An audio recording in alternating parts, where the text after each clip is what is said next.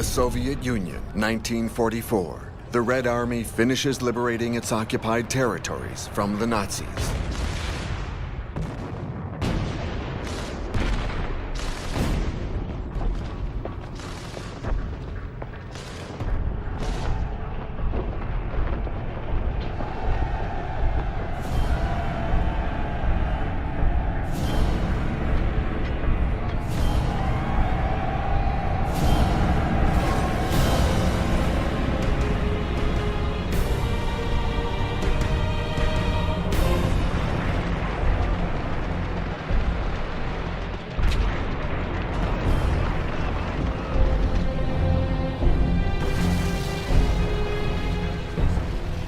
The Germans destroy everything in their wake.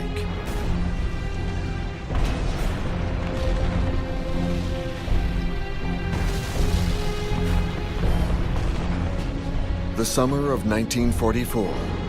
Hitler, in his headquarters in the east, the Wolf Slayer, refuses to admit defeat. He continues to have faith in his ultimate victory, even though the American and British allies have successfully landed in Normandy. It is the second front Stalin had demanded.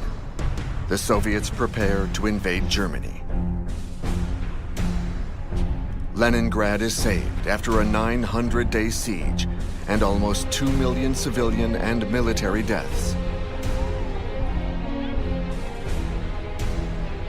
The German prisoners face the survivors.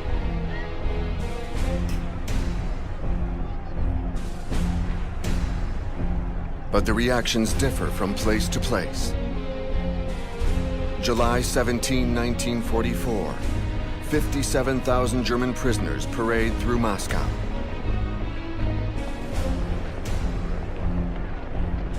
Young Romanchenko is in the crowd of Muscovites. He recalls, "We saw the Germans up close. What was astonishing was the silence. We didn't say a word, neither did the Germans." Gamina Borovleva remembers, "I saw people crying. I heard an old lady in the crowd say, 'My God, they're just like our poor children.'"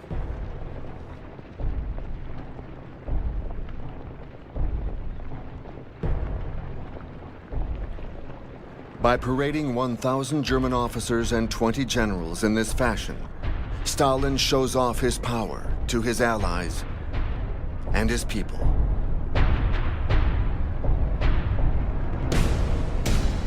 Does Stalin want to become master of the world?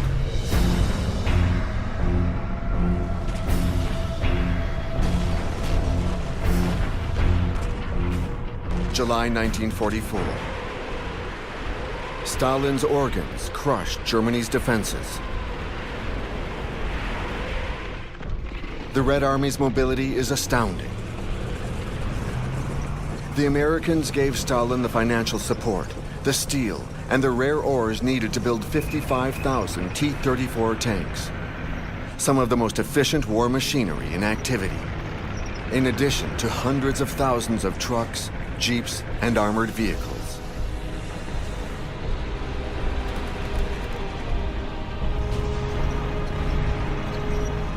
The Soviets are advancing in Poland. They are almost in Warsaw when they receive the order from Stalin to stay put.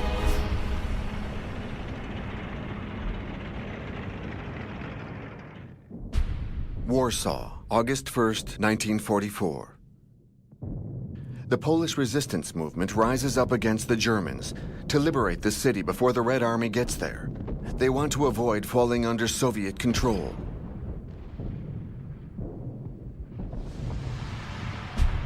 In 1939, Stalin had already carved up Poland with his ally of the time, Hitler. In Katyn, Stalin had 20,000 captured Polish officers executed. He wanted to get rid of any hostile elites.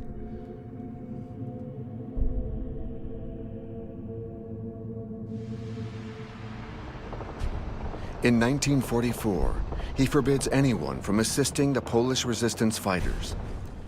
He does nothing to help the Allies in their attempt to supply weapons to the rebels via parachute.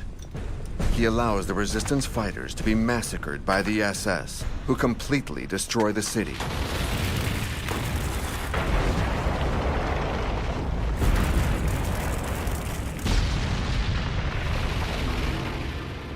Marshal Zhukov writes in his memoirs, "Stalin told me, we couldn't share our border with a bourgeois Poland. The Red Army conquers Warsaw, or what's left of it, and goes on to occupy the rest of Poland.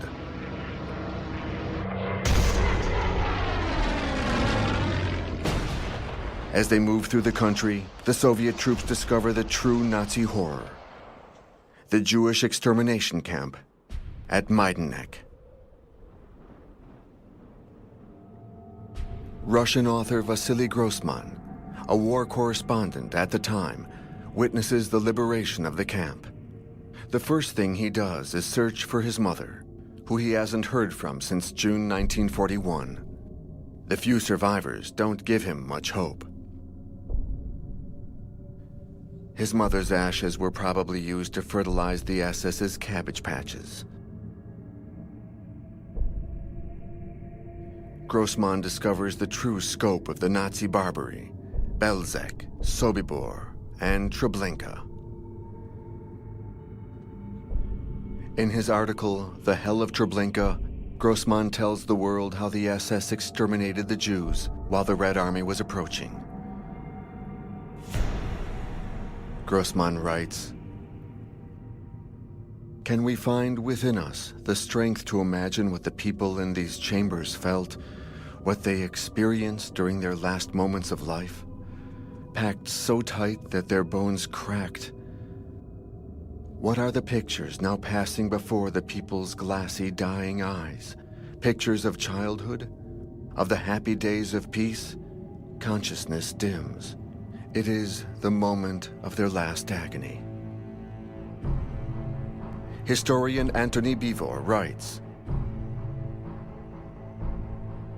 Grossman was quick to understand that Soviet authorities didn't appreciate his reports on what would later be called the Holocaust.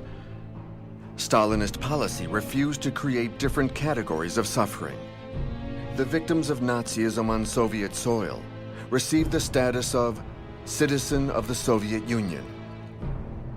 The word Jew never appeared in any official reports on the atrocities committed, even on the corpses that bore the yellow star. Stalin's position on war crimes was clear: do not divide the dead. To Stalin, the Soviet people had suffered just as much as the Jews.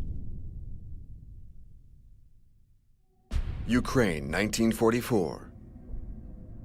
Stalin wants to cover up Ukraine's involvement in anti-Semitic crimes and its widespread collaboration with the Germans during the Great Patriotic War. The Ukrainians, past victims of famines organized by the Bolsheviks, fought alongside the Germans in the Ukrainian Legion, the Ukrainian Liberation Army, and the 14th Waffen Grenadier Division of the SS.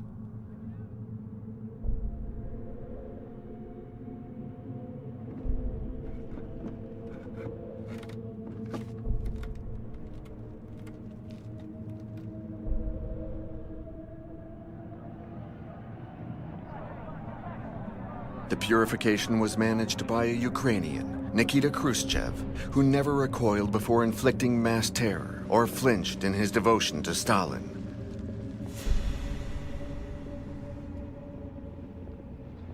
Khrushchev complains about the return of the Jews who miraculously survived.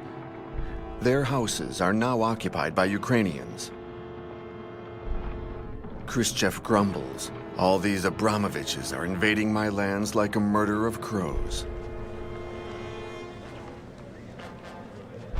Is Stalin an anti-Semite?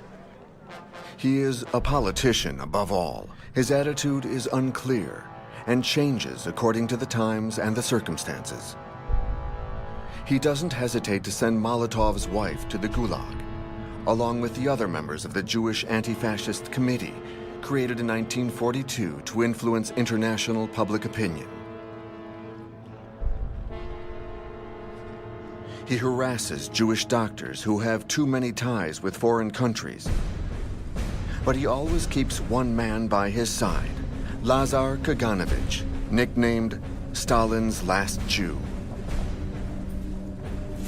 Stalin's anti-Semitism was a mixture of old prejudices, of nationalist mistrust with regards to a stateless population, and of suspicions against his enemies, who were often Jewish.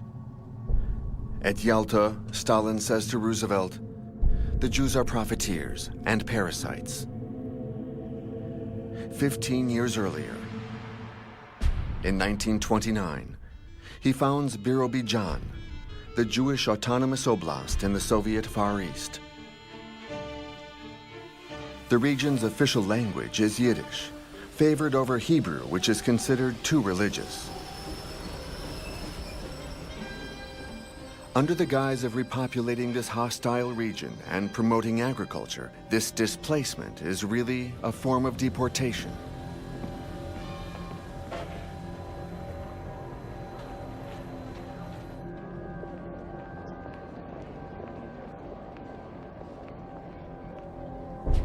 (1930). Stalin rules. But he barely manages to control the entire country. He feels he is surrounded by enemies, hunted down by his secret police.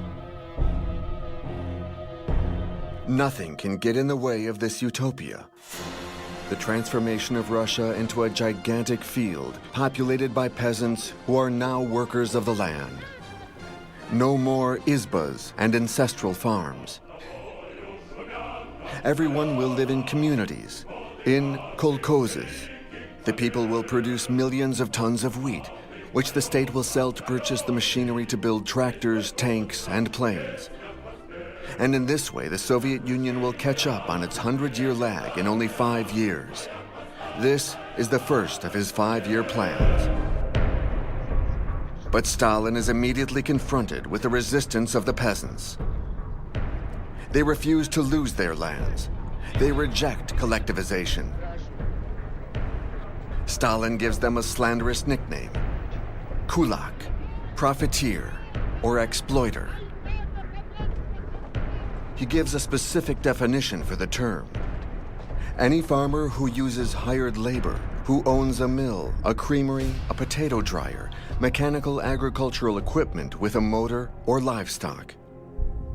A definition so vague that it opens the door to false accusations, score settling, and rape.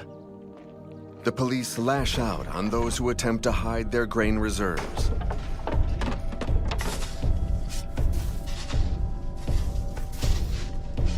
The peasants' resistance is so powerful that the state mobilizes 27,000 dekulakizators, communist militants shipped in from the cities, and a miserable group of day workers paid in spoils.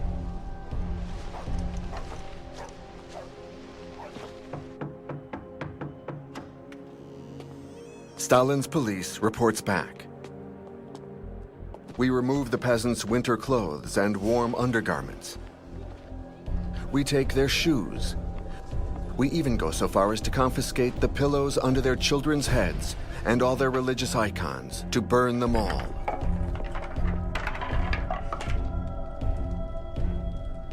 Stalin wants to drag the whole population into the crusade against the peasants. He encourages acts of denunciation. Propaganda screened in the movie theaters show a young Tatar girl from Crimea, Olga Balikina, who is famous for accusing her own father of stealing wheat from his kolkhoz. Congratulated by the party, Olga is cheered by the pioneers, aged 9 to 14, and the komsomols, aged 15 to 18, the mass youth organizations founded by Lenin. Olga proudly states, "I simply behaved the way all pioneers should behave." She performs the pioneer salute and recites, "Stalin, you are higher than the celestial bodies. Stalin, you are brighter than the sun."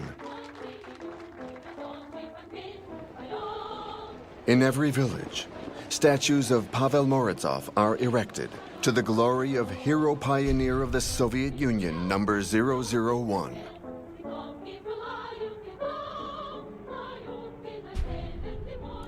According to legend, largely fabricated by the police, young Pavel gave up his own father, hostile to collectivization, only to be murdered at 14 by his uncle.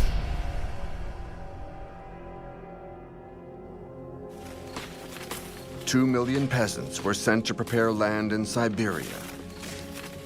300,000 others were sent to the gulags, and another 300,000 were executed.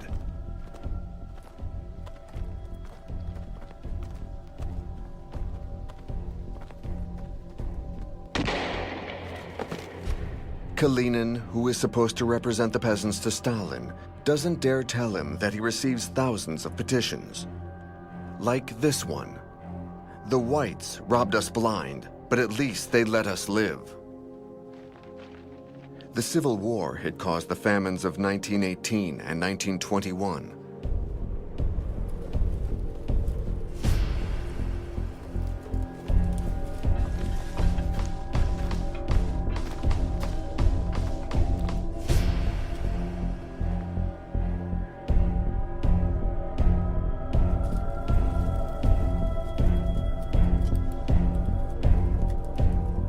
The famine organized by Stalin from the early 1930s onward is the most devastating of all, especially in Ukraine. 5 million human beings die of starvation. Dr. Margarita Pogrebetskaya recalls, "We called the famine Holodomor in Ukrainian, extermination by starvation. Everything was taken from these people, down to the very last crumb. A mother killed her child with an axe to cook him and feed him to the others.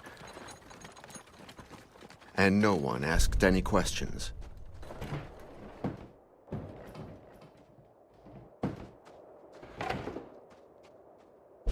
Nadezhda, Stalin's wife, is the only person who speaks to him about the Russian people's suffering. Nowadays, they are often apart.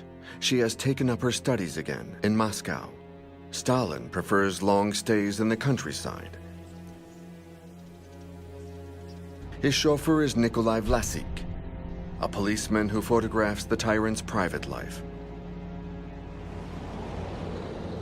While the members of the Politburo, like Lenin, are fond of Rolls-Royces, Stalin prefers American luxury cars, like his Packard. He has 20 Dachas built for him. These luxury villas are located all over Russia, and he visits them according to the seasons. He is happy in these villas, constantly singing opera arias. He runs the country through telegrams and detailed letters, and by summoning his collaborators. While his people are starving to death, Stalin fishes for trout and reads a lot. His library counts 20,000 books. He can quote the Bible or Bismarck, a German political model of nationalism.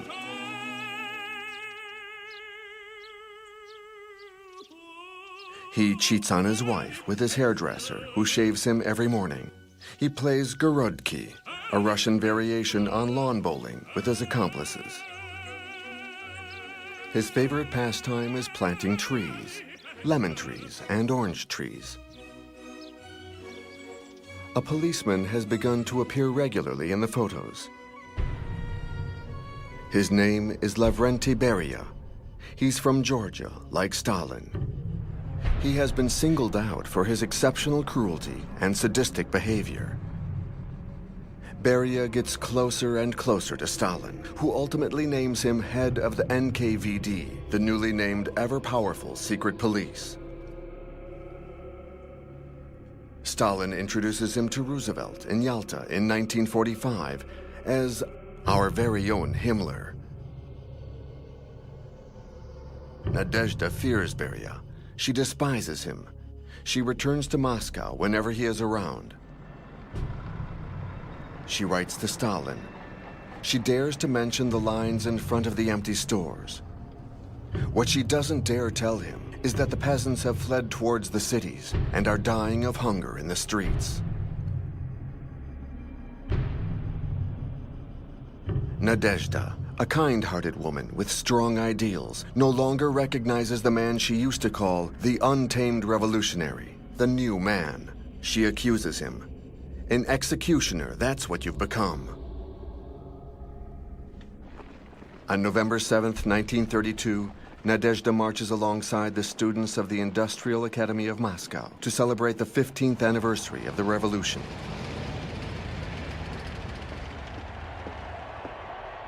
Stalin, on the balcony of Lenin's mausoleum, seems particularly tense.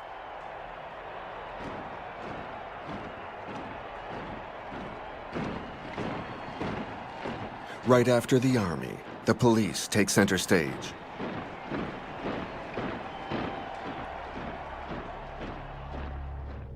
The festivities conclude with a great banquet in the Kremlin.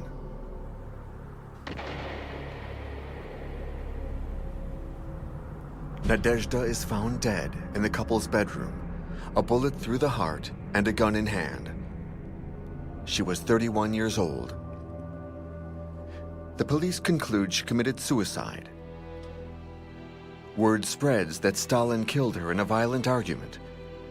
She's entitled to a solemn funeral ceremony. Stalin doesn't attend.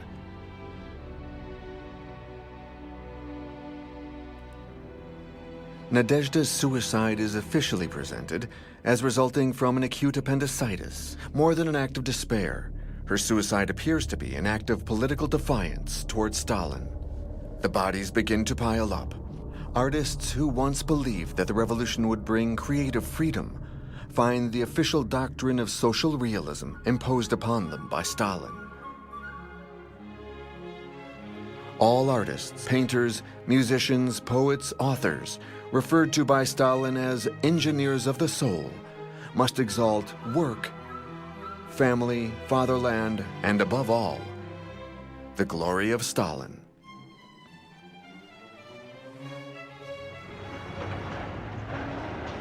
Those who aren't in jail or in exile still attempt to resist. Osip Mandelstam, the greatest Russian poet of the time, is arrested and dies of hunger and cold in the Gulag. He had written The Kremlin Highlander. His thick fingers are fatty like worms, but his words are as true as pound weights. His cockroach whiskers laugh, and every killing is a treat for the broad-chested Ossete.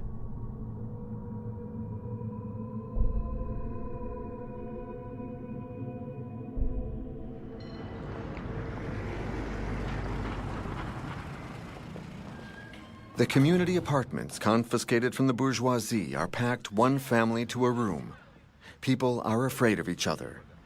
The great Russian writer Mikhail Bulgakov described these times with his dark brand of humor. Inexplicable things began to occur. People would disappear from the apartment without a trace. One time, a policeman appeared, summoned a tenant, and told him to stop by the station for a moment. The tenant never returned. A second tenant disappeared one Monday. That morning, as usual, a car came to pick him up and take him to work. The car never returned. Vasily Nikolaev recalls his time in prison. They were mostly simple folk. A student sentenced to 10 years in a camp for telling a funny story. A truck driver imprisoned because he looked like Stalin. A barber who didn't have his party card. The manager of a laundry who did have his. And an old man who was overjoyed. He laughed. "I am so very happy that all you communists are also in prison and don't understand why any more than I do."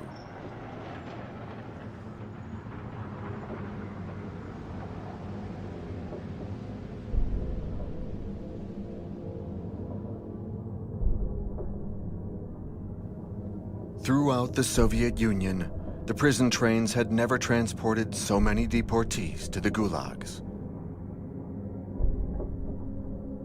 Marina Izaichik remembers.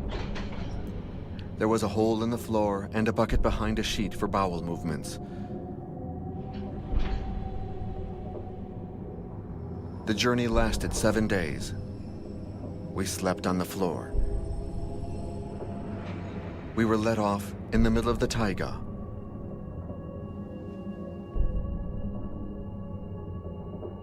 Scurvy spread quickly. we began to lose teeth. We built things, made everything with our bare hands. Just wait. Just put up with it. Just wait. And be patient.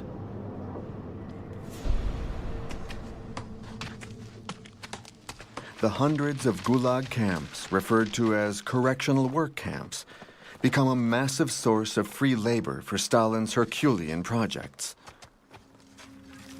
such as the canal linking the Baltic to the White Sea in 1932, the Belomor Canal.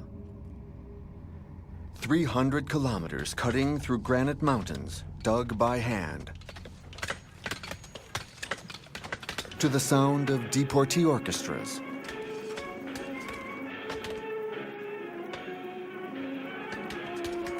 On the Belomor Canal, the work pace is relentless. 30,000 deportees die of exhaustion.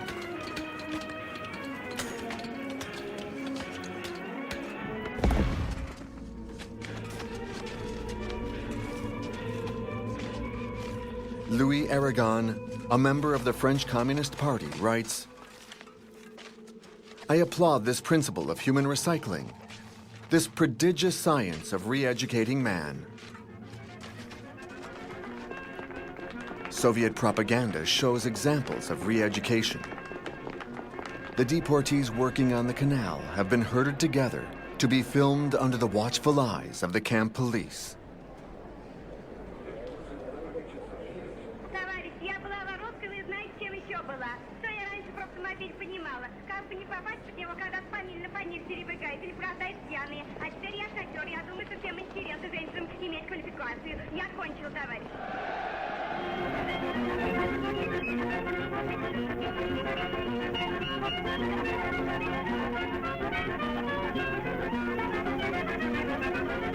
To go even faster, Yagoda, chief of the secret police, forces the deported engineers to reduce the depth of the canal, which will make all navigation impossible. The only ships that will risk traveling on the canal are the rare Soviet leisure crafts, such as the one belonging to Stalin, who passes through for a few hours to express his dissatisfaction.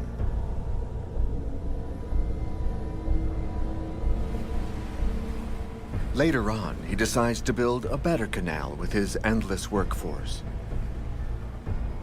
But first, other grandiose projects must be finished, such as the giant Dnipro Dam or the massive steelworks at Magnitogorsk.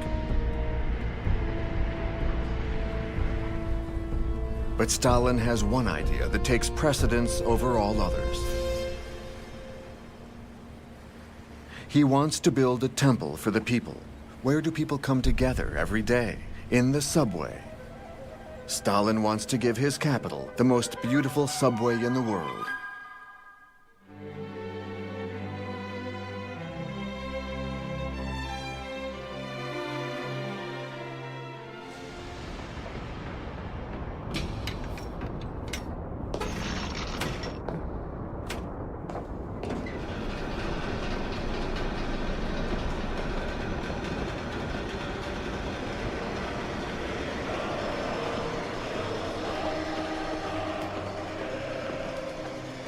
Socialist realism also applies to Soviet filmmakers.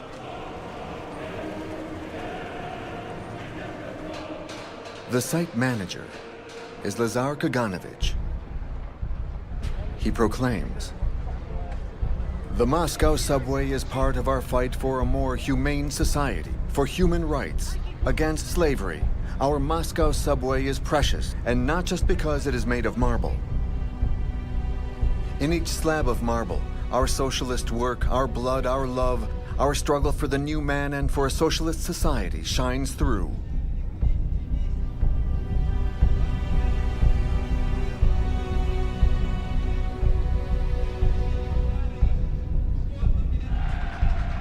Kaganovich is the man who invented the term Stalinism when he said, "We continue to speak of Lenin and of Leninism, even though Lenin left us quite some time ago. Long live Stalinism."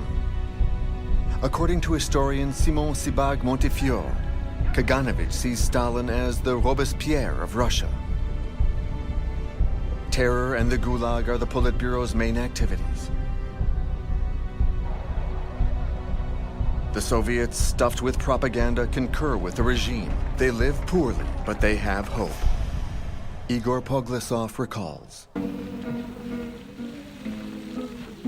We had our own rituals. Our kayak rides, our nights in tents, our campfire songs. How could we not believe in our revolutionary dream? Our sons would be called October and our daughters Stalina.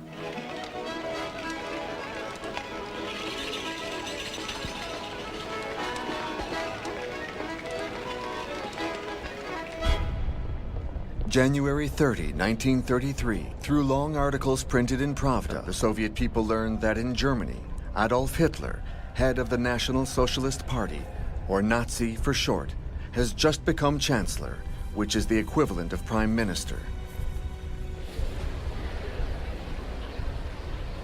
A few days later, on February 10, 1933, at the Berlin Sports Palace, through the slogan, "Let's liberate Germany from Marxism,"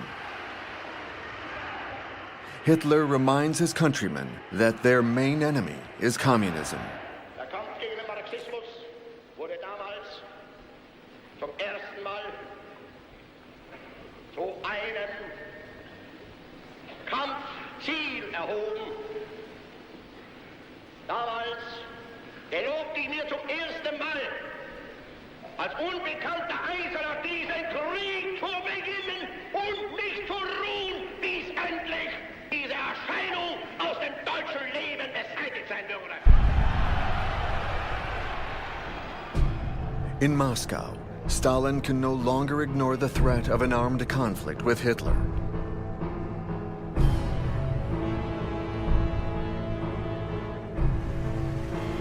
January 26, 1934, 17th Congress of the Communist Party of the Soviet Union.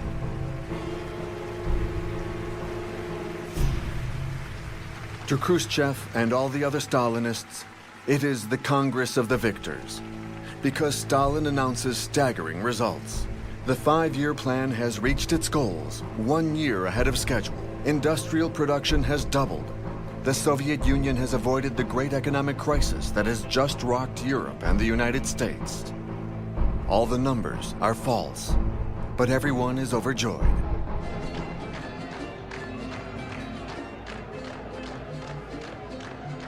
Nonetheless, this great communist mass will go down in history as the Congress of the Condemned, because a bad surprise is waiting for Stalin.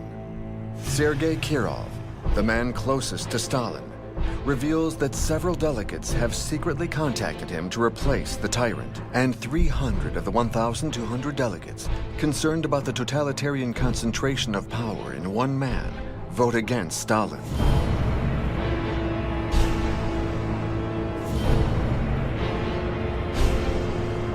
Over the next few years, Stalin executes or sends to the Gulag 1,108 communists who attended this Congress.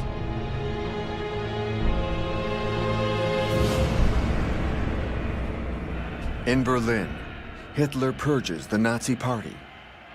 It's the night of the long knives. To win over both the army and the business sector, he orders the assassination of the very stormtroopers that helped him rise to power. Moscow is impressed by the Führer's violence and the speed of execution. Stalin remarks to his close entourage, "Did you see what's happening in Germany? He's quite a guy, that Hitler. That requires some skill. That's how to treat political adversaries."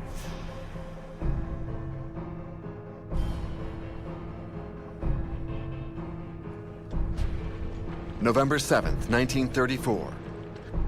To celebrate the anniversary of the revolution, Stalin stands at the top of Lenin's mausoleum with Kirov. These are the last images of Stalin's cohort, Leningrad's leading Bolshevik and his hunting partner. Kirov is murdered on December 1st, 1934 in Leningrad, officially by a jealous husband.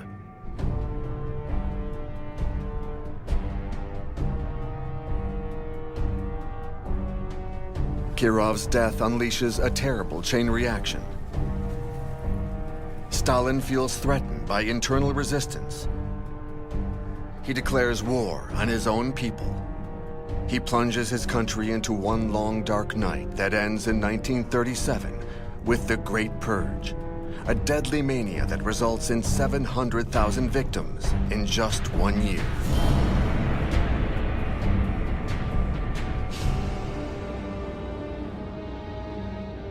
Stalin, who appears to be praying, takes advantage of this tragedy to accuse his enemies of masterminding a gigantic assassination plot against him and his government. He hunts down Trotskyists and real or imagined opponents, even among the revolution's greatest heroes. Like Nikolai Bukharin, the man who Lenin referred to as the golden boy of the party. Stalin organizes highly spectacular show trials, which will be remembered in history as the Moscow Trials.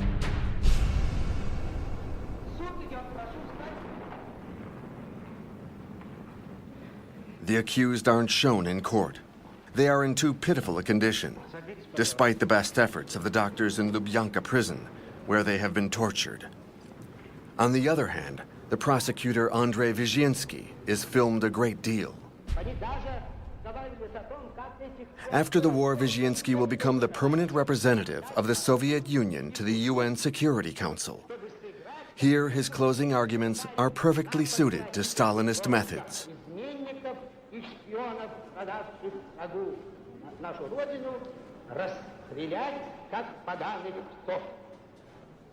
Требует наш народ одного. Раздавите проклятую гадину. The Moscow trials shake up public opinion around the world. French author André Breton, founder of the Surrealist movement, comments, "A terrible misfortune has fallen upon socialism, trampled by this macabre staging of justice. Stalin is the great instigator, falsifier, and most unforgivable assassin. In the factories, men and women workers alike rally together, demanding punishment for the guilty.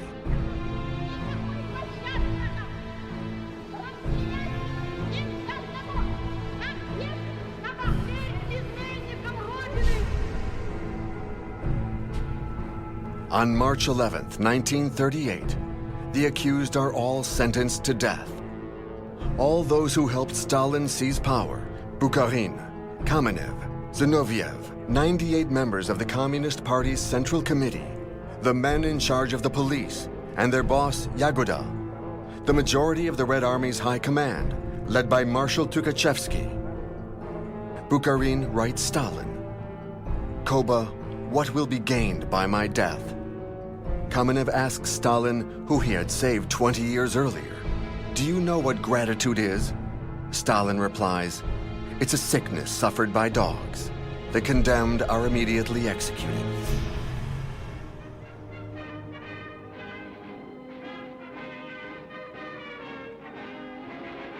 Но сурово брови мы насупим, если враг захочет нас сломать. Как невесту родину мы любим, бережем, как ласковую мать.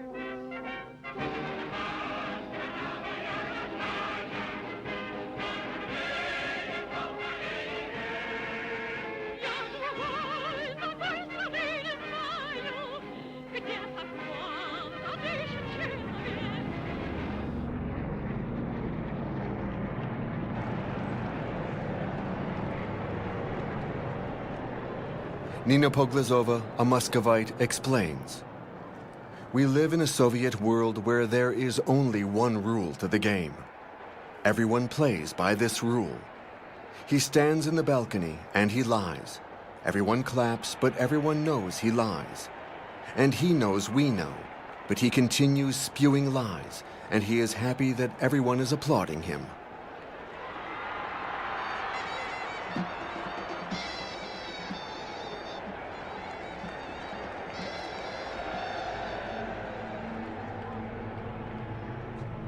Svetlana Alexeyevich recalls, "My generation grew up with fathers who were either back from the camps or off from the war.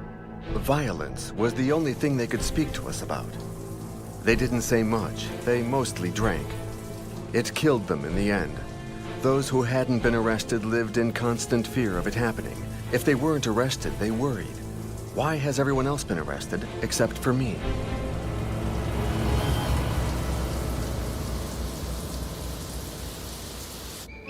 Margarita Pogrebetskaya adds, "Our love for our country was infinite.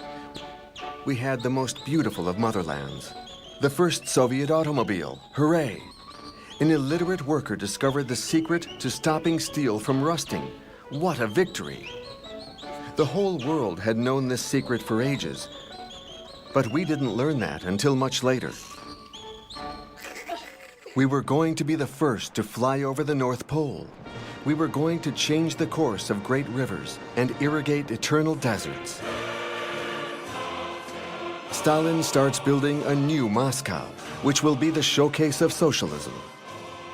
Just like Hitler and Mussolini, he wants massive Roman structures, a 500-meter-tall tower topped with a statue of Lenin.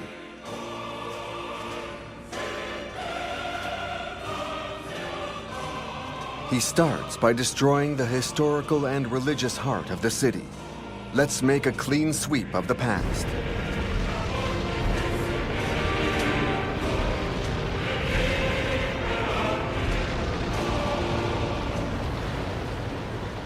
Stalin has his propaganda machine working at full speed, fabricating work heroes like Alexei Stakhanov, the greatest miner of all times. He can extract 14 times more coal than anyone else, 100 tons in just one day. This is impossible, of course, but the Stakhanovist movement is born.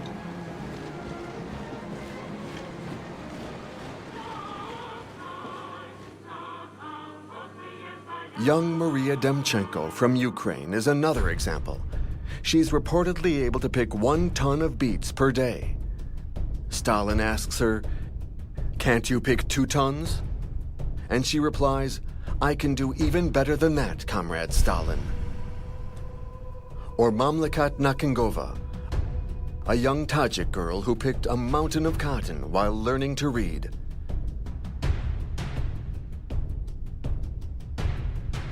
Stalin dons traditional Tajik attire to encourage the peoples of Central Asia to surpass expectations as well.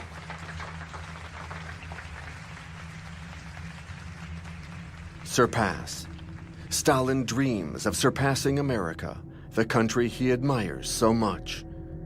All these Stakhanovist feats are pure inventions. And so begins the era of lies in Soviet industry. Terrorized workers and factory managers are threatened if they don't fulfill their quotas. So they lie about everything: quality, quantity, reliability, yield. The final act of terror takes place in Mexico City in 1940. Trotsky finally believes he is safe. Tirelessly, he continues to write, criticizing Stalinism in his books. On August 20th, 1940, Stalin has his head smashed in by one of his secret agents.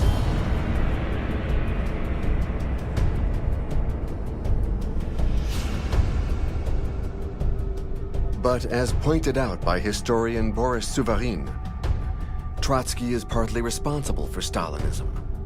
Suvarin writes, Trotsky contributed to creating, along with Lenin, the dangerous myth of the dictatorship of the proletariat, with a total disregard for Marx's real ideas, which were invoked right and left.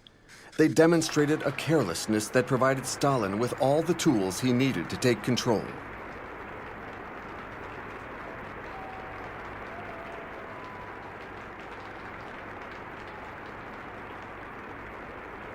Stalin is haunted by the ghost of war. 1941. The threat is becoming clearer. France's sudden defeat in the face of the German armored tanks forces Stalin to look at just how far behind his own armed forces are lagging. He needs more time. But Hitler attacks first.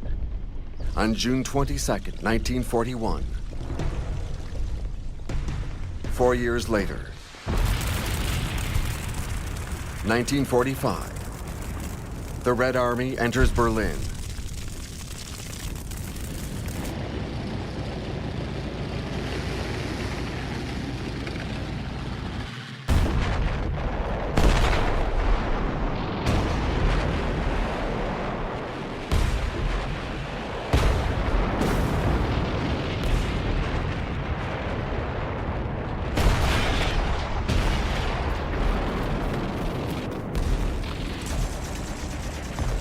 Young Aglaia Nestoru is a radio sergeant.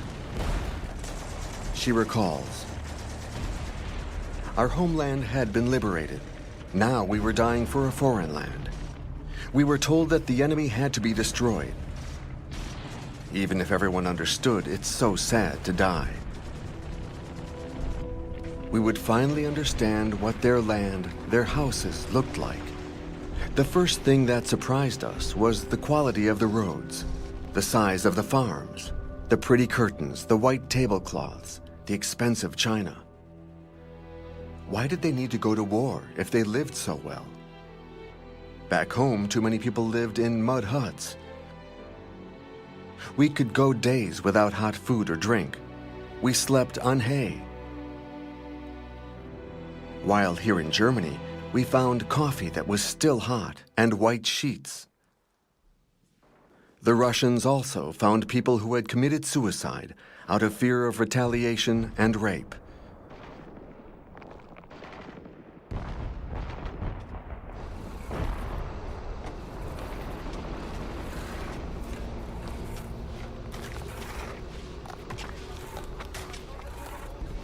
Nine million Soviet soldiers are dead.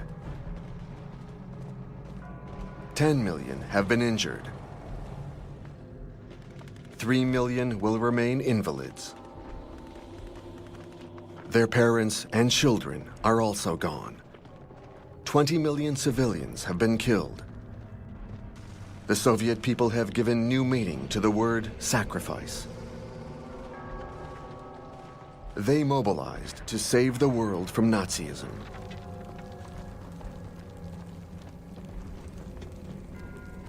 On April 30th, 1945, Hitler commits suicide in his bunker. He is responsible for 70 million deaths.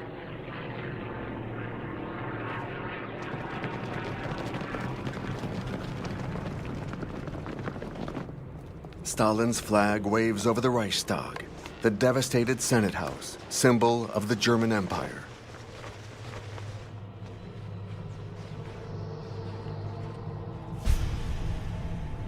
On May 8, 1945, Nazi Germany surrenders. The Soviet people won the war. But in the eyes of the world, the true victor is Stalin.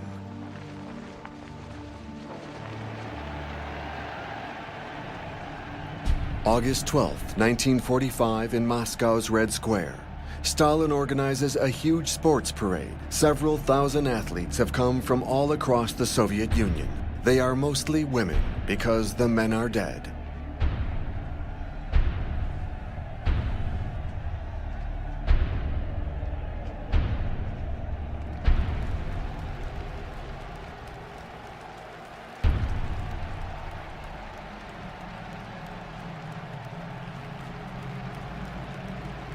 The ritual has begun again. The regime's dignitaries climb to the top of Lenin's tomb, accompanied this time by a foreigner, a rare honor. The guest is American General Dwight Eisenhower, who was commander-in-chief of the Allied forces and organized the Normandy invasion. Stalin has the country's remaining young people march for 5 hours to dazzle Eisenhower and impress America, soon to become the imperialist enemy.